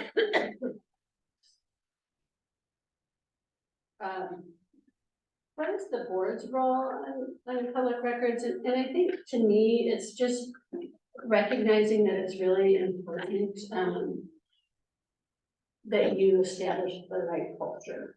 And that we're not gonna try to play hardball. Somebody asks for a document, we have it, we're gonna provide it. We don't have to create a document, but generally, I would say most public agencies have just decided the costs are too great, and not only the cost of compliance and lawsuits and fines and penalties, but it really tarnishes your reputation. We don't have anything to hide. We're trying to do the best things that we can for the children. So, part of the way we can do that is to make sure that the records we do create, we are not ashamed of. And even apart from the Public Records Act, you may not get a request for public records, but you may be involved in litigation. So let's say we have a lawsuit, a sex discrimination lawsuit filed by one of our staff members. It has nothing to do with the Public Records Act, but they similarly are gonna say, turn over all the emails. So if we have school board emails or administrator emails that we are embarrassed by, oh my, you know, you have just raised the cost of the district of how you look to the public and what the cost is gonna be to try to resolve the case. And so that is another way how we wonder, how do we find out that records are missing? It's often they'll first start their lawsuit with a public records request, and then they'll follow up with request for production. And if the two don't match, then you know you're gonna have trouble in both the lawsuit as well as the public records request. Can we talk about best practices when all of the board members get an email from the public? As far as like who responds and when and where and how. What's appropriate there. So like if you get an individual So, like, community member who writes to all of you. Sally, parent at Usalati, sends an email to all 5 board members. And blind copy. And So you have no idea What's whether or going to- not Yeah, it's gone to all of us. well, and maybe I'll let you respond first if you'd like, Deborah, or how you want them to respond. By convention, what I've seen done here in other districts is the role of the board president responds, and sometimes that response will say, I'm bringing Dr. Rumbaugh into the conversation, she and her staff will respond. But what we don't want is, you know, board president to respond, and then vice president, and then individuals weighing in. That we reserve that role for the board president. So what I do if I get an email that I don't know, if everybody was included or if it was just to me, I will send that to the board president and say, hey, did you get this email or not? Or as the board president, if I know that everybody got it, but just as a BCC, I will reply all and include the other board members so they know that I replied to it. But just as somebody outside of the board president, it's not a good idea, other than to say, hey, I got your email, I have forwarded it to the board president for response, or whatever that is.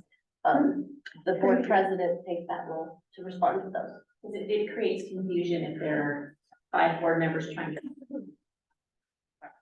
I get in the fray and. So enjoy, Al. Back to you. Well, and I think one of the things that I'd like to highlight that Deborah said, which is that if it's, let's say it's a complaint, all complaints should be referred to her anyway. And you don't need to be responding until she's responded. So yes, there may be a problem, but let's see if your superintendent can fix it before you all jump in. So under her contract and under board protocol, complaints, concerns should be going that way. She'll make sure the right one of these people gets it. And I know there's a kind of a natural tendency to want to respond to people, but I think the response can be and forwarding your email to Dr. Rumba's response. And then she will coordinate with whoever gets the email about what she's doing and why, and whether or not you need to do anything. Is that kind of how it typically works? Yeah. All right. Yeah. I'm anticipating on various issues that will come before the board over the next 4 years, that there'll be things I wanted to search. And to before, so for my own sake, and also then to pass on what I learned to the board. And so having done that research, could I send an email to everybody on the board? Kind of keeping the one way, how would we do that, not get in trouble? Passive receipt of information is not a meeting. But what I would say about that proposed vehicle for communicating that information, I would not want an individual board member to be circulating that to the entire board without first going through the superintendent. And the reason for that is whatever you found may need to be clarified or supplemented, or it may be inconsistent with what the superintendent or her staff believes or thinks. And so they would probably want to sit down and talk with you about it first, and it may end up ultimately being disseminated, but you would want to be careful. Again, you're creating a public record. And you might not be violating the Open Public Meetings Act, but you'd want to be sure before you disseminated that. Also, I'm just mindful of the time commitment that you all have. I mean, you're getting so much stuff to read before meetings, and you're going to community events and things like that. So we want to be very thoughtful about how much is disseminated and to whom. So that would be my 2 cents. Thank you. There's also a distinction between the wishes and interests of an individual board member and the wishes and will of the board collective. And so because we don't operate independently of one another, that example that you were talking about could have the perception of there's one board member with a niche issue rather than the board collective being interested in bringing something forward to the superintendent on the board agenda. Yeah, and any individual board member can come and meet with you about whatever is of interest to them, and whether they want something on the board agenda or those kinds of things. But that's probably, I think, the best thing to start that conversation. So I'm ready to move to collective bargaining unless anybody has further questions about it, either the Open Public Meetings Act or the Public Records Act. All right, so collective bargaining, and here, you all met Christine. Have you met her? Okay. So she is, as I understand her current role, after spending a lot of time with me when she was principal at the high school, is now doing the work of human resources and collective bargaining. So it's an area where boards often get in trouble, and I'm not sure exactly why that is. I think it's because can be a very public process depending on the union involved and how much they're communicating in the community. And school districts are required by law to bargain with recognized unions. And Washington is a heavily unionized state, so pretty much all of your employees are subject to a collective bargaining agreement, which means that every couple of years, sometimes every year, you're bargaining with somebody. And the board has a role in that, but your role is not to be the negotiator. The district has a negotiator, they have an HR director, there's a whole team that meets with the employee representatives on a regular basis to hash out issues of concern to the district's employees, figure out and agree upon pay, benefits, and those kinds of things. And you do have a duty to enter a contract, and that's where the board comes in. The board is the one that has to approve any contract that's negotiated by Christine and her staff and any negotiator she hires.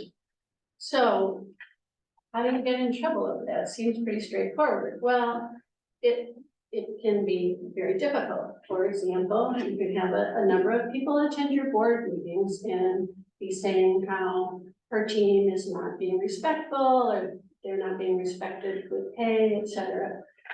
But the role of the board really is at the front end. You set the parameters for the bargain. You tell Christine, here's how much money you have, don't spend more than that, we can't afford more than that. And any other terms and conditions that the board wants to insist upon. Her job and that of her team then is to come regularly into a closed meeting and update you. Here's where we are, here's how things are going, it looks good, it looks terrible, we're expecting a strike, whatever that may be. And you get, that's where your role is to further guide her. If you need to change parameters, you do that, but you really want to do that at the front end. And I've been involved in enough, especially teacher strikes that are very unpleasant. And you don't want to go there. And everybody loves their teacher and they don't so much like the school district. So you want to get ahead of that and you want to settle your contracts. At the same time, you have to be good stewards of the district's money. You can't spend money you don't have. And what I see over and over again is districts spending money and not, Ruth will say, yeah, she's seen this too, not predicting, okay, this carries into the future. So if we give this raise to this group, then it's going to go into the future. And the state, as Charlotte said earlier, is maybe not going to be giving us more money. And so we have to be good stewards. So your role is to set the parameters, course correct if need be, but to not be out in the community talking about bargaining. If you have a problem or concern, you have a closed session, you meet with the negotiator, you meet with Christine and her team, and you try to do a course correction. It's one of the hardest things, I think, as a school board member, to not talk about bargaining, but that's really my message. It only causes trouble. The other place that boards get in trouble is when they think that they can do a better job than the negotiators that they've hired in their team, and they try to do an end run. And they say, oh, well, I know how we can fix this, and then they have a side conversation with the president and whatever union is having difficulties. That does not work. You have just undercut the ability of the bargaining team to reach a deal, and you don't want to be there. So start off thinking thoughtfully, paying attention. If you have any problems or concerns with the way the bargain is going, raise them as early as possible. And that way, Christine hopefully can get the job done and you can live within your budget. But it is a very difficult, contentious time, and you probably will quit going to the grocery store because you don't want to hear any more about what's going on. But it will all work out in the end. As I say, you know, the strikes always end. You know, kids will always ultimately get educated, but it is not an easy time.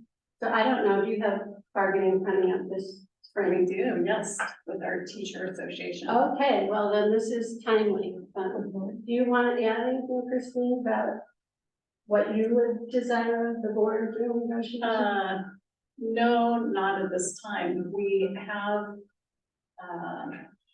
worked with other individuals in the past also that can be part of our bargaining or negotiating team. And so sometimes we contract with other attorneys to be a part of that team with us. Yeah, and they would come to the closed session and update the board.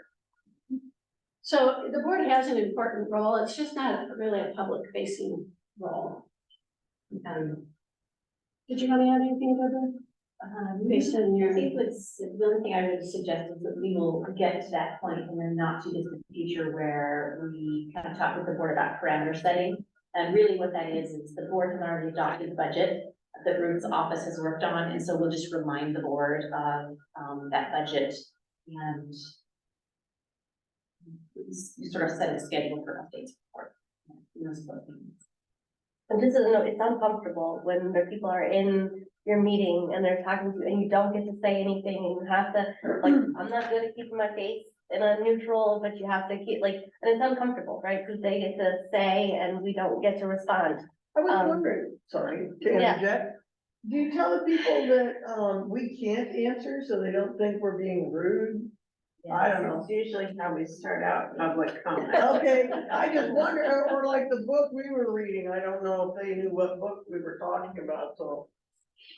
Did they? Yeah, we talked about that, yeah. The whole public, the people there. Oh, okay, good. I might have not been. I'm just checking. But yeah, it can be uncomfortable, and I've known some boards that will just start off reading, have the board president read a canned statement that, you know, we're listening. We don't think we're not listening because we're not responding in the moment, but, you know, we have a process for how we do collective bargaining and they're following that process. You know, so you can make it feel a little less uncomfortable, but I agree with you, I think it's hard. But I also think it's even harder to say the right thing in the moment. Oh, for sure. And so I've had some school board members feel so uncomfortable that they start talking and then you're just digging a hole and that's not good either. So you have to kind of live with the milder discomfort. And I don't know, do you have a spokesperson for bargaining? Are you it, Christine, or do you have your negotiator do it, or how do you respond? Because Yeah, it'll be Buzz. it'll be Buzz. Okay, so the negotiator attorney will, and does he write whatever you put on your website? I mean, there's also communication to the public pretty regularly, so.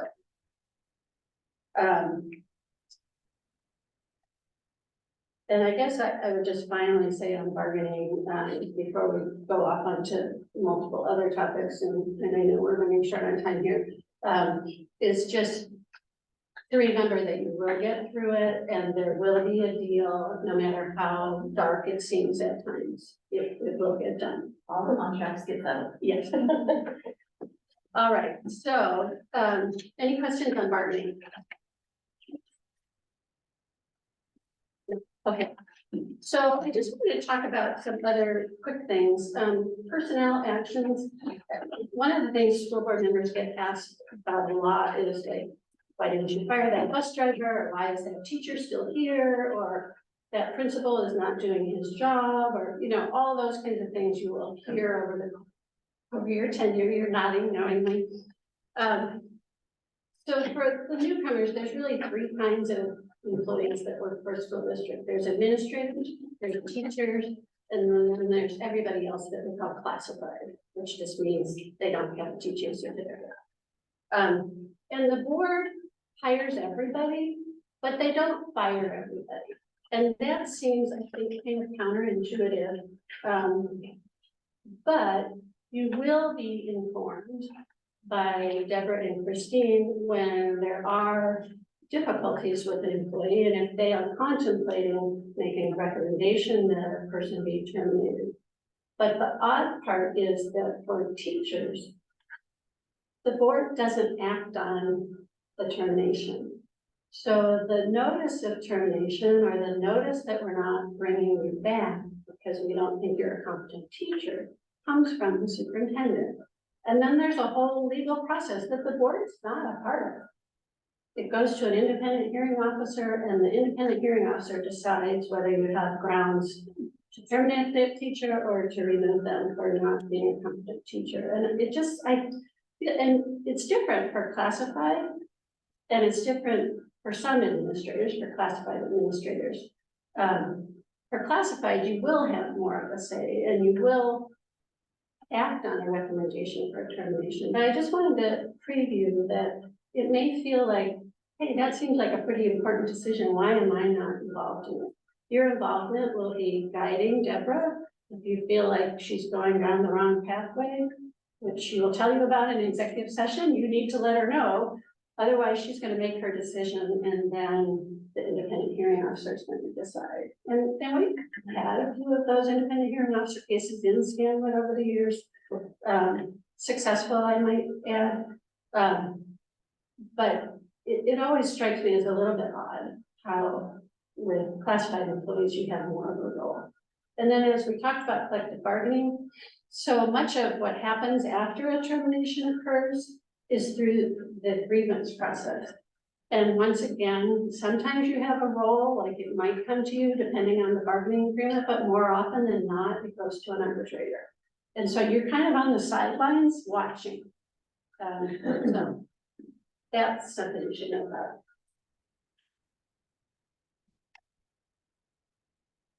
Problem areas with personnel,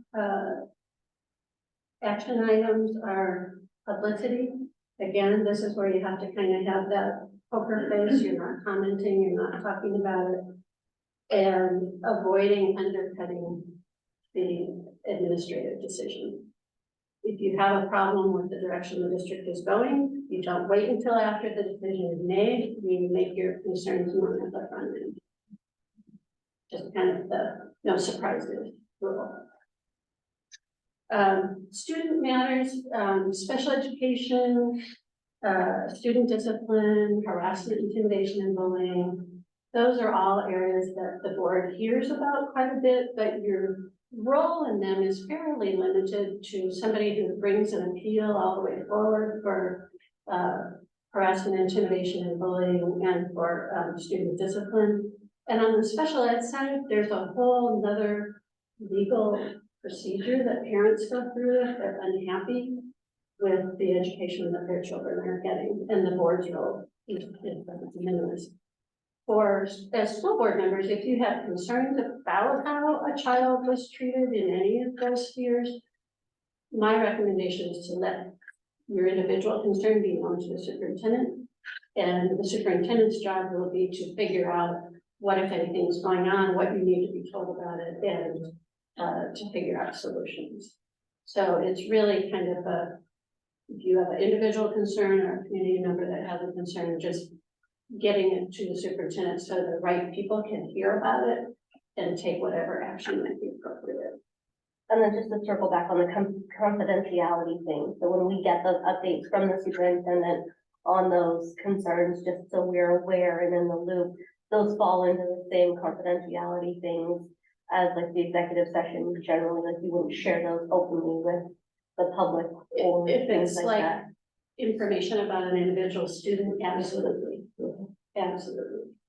And that's under a whole nother sphere of the law that we're not going to talk about tonight, but it's called colloquial FERPA, that is the Federal Education and Privacy Rights Act, so that student records are really protected from disclosure. And staff too, right? So if you get a staffing update about something like that, those are different. It's not FERPA, but those are like, if you have a potential disciplinary action for a teacher, you wouldn't share that either. A school board member should not share that, but the creation of the document might have to be disclosed. Yeah, but if you got a phone call and it's not a document, it wouldn't go past your ears. Correct. Yes. And I'm imagining that when you have these meetings, you're reminding folks of those restrictions, because we really are trying to protect the privacy rights of staff and students. Yeah. Yeah. The other thing is that, I'm sorry, I had my thought and then letting me finish. Sorry. My brain. So the importance of not getting in the weeds when someone comes to you about an issue, because unlike other situations where you have elected officials, we represent also the judiciary side of things. So if you have more information than me about a situation, then that puts you in a different position than me when it comes time, if it gets raised to the level of the school board, to have to make an actual decision or reversal. And so you would have to accuse yourself from it because you're too close to the situation. So it's another reason why it's super important for you to not have the person just spill their guts about whatever Susie's issue is. You ask them to, stop where they're at and get them to Deborah or, chain of command, have you talked to the teacher? Have you talked to the principal? Those are the appropriate responses. Thank you. You won't be able to solve an individual teacher issue anyway, so. Well, it's not just the teacher issue, Don't worry it's a about student issue. Well, and so often there's more to the story that you're not hearing, right? And so it's essential to route those people to the right channel. And to make sure, and that's not to say that you don't get to learn later how it all worked out. But your job is not to try to problem solve for those people. Your job is to get it to the right people, let them problem solve. And if you have a issue with the way it was handled, then you take it up with the administrator about what your issue was with them. Otherwise, we have too many people intersecting in ways that will not work. Couple of final points, acting as individuals rather than board members, and this kind of ties into what you were just saying, Charlotte, is that you really can only act as a board and not as individuals. So you collectively make decisions, and your job, you are like a board of directors in a corporation. You hire the CEO, it's like the most important decision you all make, is to hire the superintendent, and then the superintendent is responsible for the administration of the district. So that's why you need to abide by and support the decision of the board, even if you disagree with them. I mean, you have the right to vote no, or however you want to vote on any particular issue. But once the decision is made and the majority says we're going this way, then even if you're in the minority, you can't kind of undercut. But the board has decided, because you're a board member and you're going to support that decision. And the reason why that becomes so important is that one of the ways the district manages to meet the needs of students is through their levies and bonds. And if we have a lot of sniping and undercutting of other people on the board and we don't act as one, that's quite visible. And we need the community support, we want their support, and everybody loses sometimes on a vote, but we go forward uniformly with that's the board's decision. So hopefully you can all honor and respect that, because I do think that's a really important part of being a board member. You're not always going to agree with the outcome. Anybody else want to comment on that? No. Code of ethics for municipal officers. I don't know why this code kind of gets forgotten. We have a code for teachers, but there's also a code for you and other municipal officers as an elected official. There's a whole group of statutes that govern school board members, and essentially what they're trying to do is prevent conflicts of interest. And the conflicts of interest that this code of ethics focuses on are financial. So if you in your real life have a day job and that company is contracting with the school district to repair the roofs, or if you have a relative who wants to apply for a job at the school district, all those things should set off your ding, ding, ding bells. You better talk to the superintendent and make sure that what you're about to do, or what your relatives are about to do, or what your company is about to do is cleared, and that you are not creating a conflict of interest for yourself. And there are lots of exceptions to when conflicts of interest are okay and excused under the law, but you just want to make sure that your particular one is excused. So for example, if you're elected to the board and your spouse already works for the district and they're under a collective bargaining agreement, that's okay. But after you're on the board, if they want to apply to work for the district, then that may not be okay. So you just need to ask. And I don't think you need to know all the ins and outs, but just anytime you have something that's financially perhaps to your benefit or could be viewed as to your benefit, you need to alert the superintendent to that, and she will figure out whether or not you can do or what your relative can do. We have a whole policy about conflict of interest. Yeah, and this is even goes kind of beyond that policy. I looked at that, but so just be aware of that. It's just one of those things to be on your radar. It's also an optics issue as well. Yes, very much so. Similarly, with use of district resources, board members need to be very careful about using district resources. And so a couple of areas where board members get in trouble are using district credit cards or personal expenses. And you just need to make sure that if you're traveling on district business to like a WASDA conference and you've got a district credit card, that you're not a la George Santos going and get to the spa, you know. You go to the spa, fine, but you're using your own credit card. Excuse me. And then, not using district resources for campaign purposes. That's half that for you. Oh, wow. Yeah, right on top of things. This will come up closer to like levy and bond campaigns, but also your personal campaigns. There are very strict rules. You cannot use district resources at all for campaigning in favor of passing certain things or even against passing certain proposals.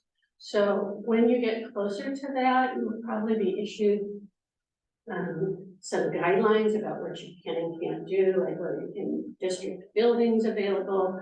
But the place where I most often see school board members get in trouble is using just the district email. You can't use it for campaigning. You know, the state auditors and PDC will come after you. So just a and I think Evan talked a little bit about use of personal social media.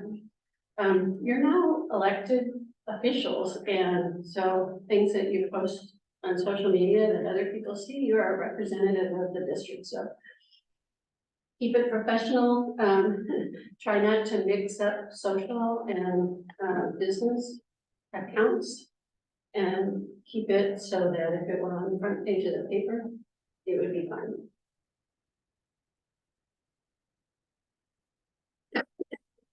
Finally, communicating information requests through the superintendent. Unfortunately, I've had experiences with individual board members that have not kind of taken into account that school administrators generally are really busy people, and school board members often have issues that they're particularly interested in and want more information about. What we don't want to have happen is that leads to really taking over the work of any of the people sitting here. But instead to funnel your request through the superintendent who knows what else they're working on and knows how much time it would take for the people to do what you're asking them to do. Did you want to comment on that at all, Deborah? I just appreciate kind of what you're saying, that especially as you're new to the role, questions or inquiries will come up. And so as you funnel those through me, I'll connect you with the right individuals. And so similarly, we talked earlier, I know about other things that come up, just funneling through the superintendent. And I tried to respond very quickly to calls or texts or emails and get you connected with the information that you need. But that all kind of comes my direction. That's what you hired me to do. So. And I think sometimes it's hard to know, like, for example, Ruth might be working on preparing the budget, and then so if she gets asked a lot of questions about something else, it takes her away from what might be the priority that you don't even know about. And, you know, similarly, if somebody else could do it, or if by talking to Deborah, you can narrow the request, here's what we can do, here's what's going to take more time.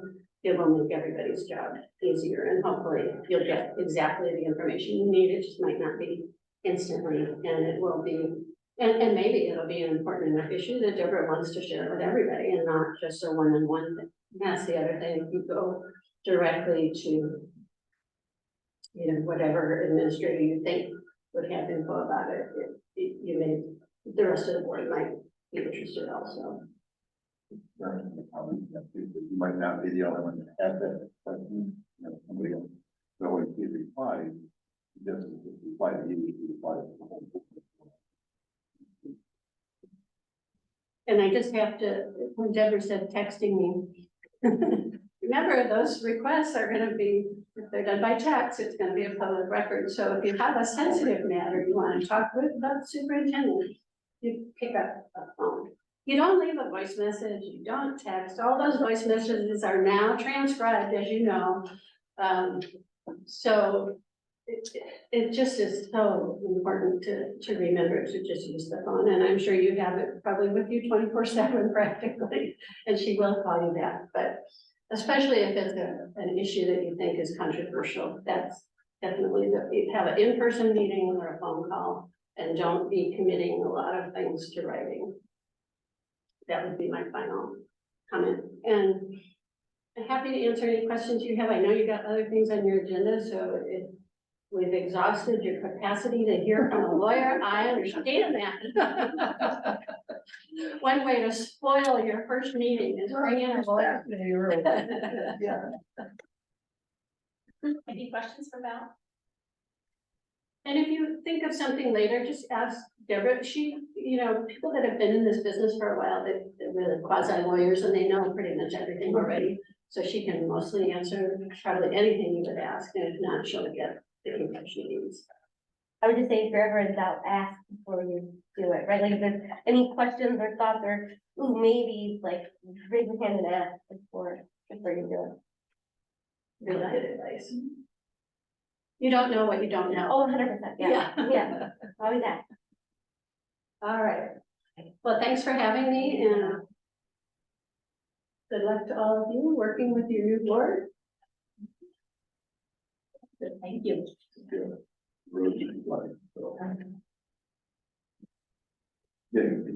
for coming. Right. I made it without having to go through a flood zone. I heard the people in Centralia were not so lucky. That really doesn't have so good.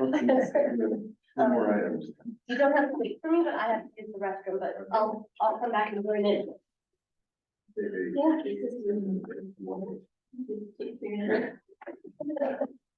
The building.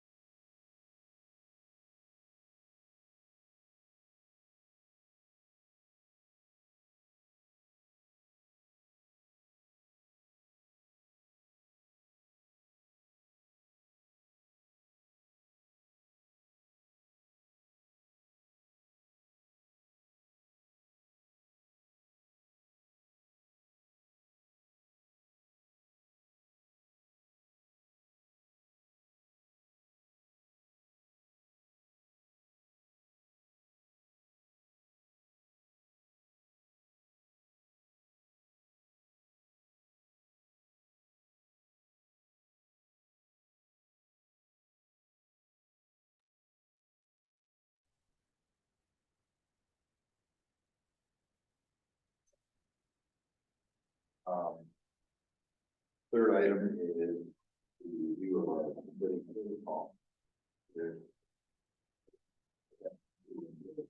Folder, we're gonna pass one around that we're all going to sign, so I will go in. Do it now. I'm just Yeah. gonna start using Betsy. See you later. Okay, sorry about that. You have the key functions of the board there. Yeah. Protocol in this, but see, through the earlier stability and. It seems like a, Relationship. yeah, a good topic, it's topical. And this signed copy goes on the website, and so the community members know what the operating protocols are, should they choose to look at it and see the different on this.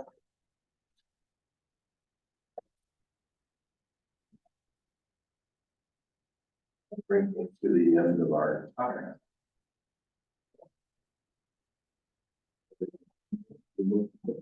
This thing brings brain full. Did you want to talk about the evaluation of the board? Like when we do that, and like the self-evaluation? Kind of explain that process maybe a little? When was the last time we did that? We think we're getting another year. What's the one that we? Nope, we did our own version of it this year, but it's always open up for discussion. We could change it up if you wanted.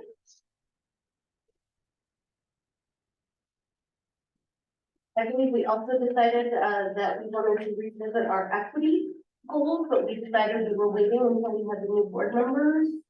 And we wanted to have some suggestions on what that looks like. We felt like it needed a little more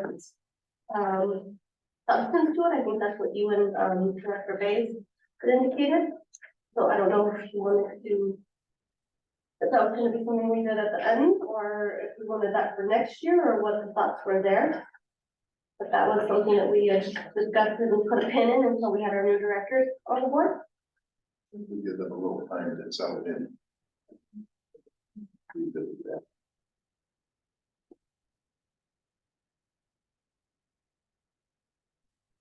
Any plan? Good.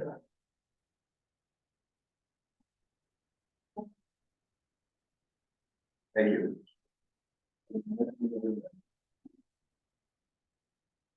Alright. Well, you guys can keep the policies if you want, maybe we can vote on it, I just wanted to know.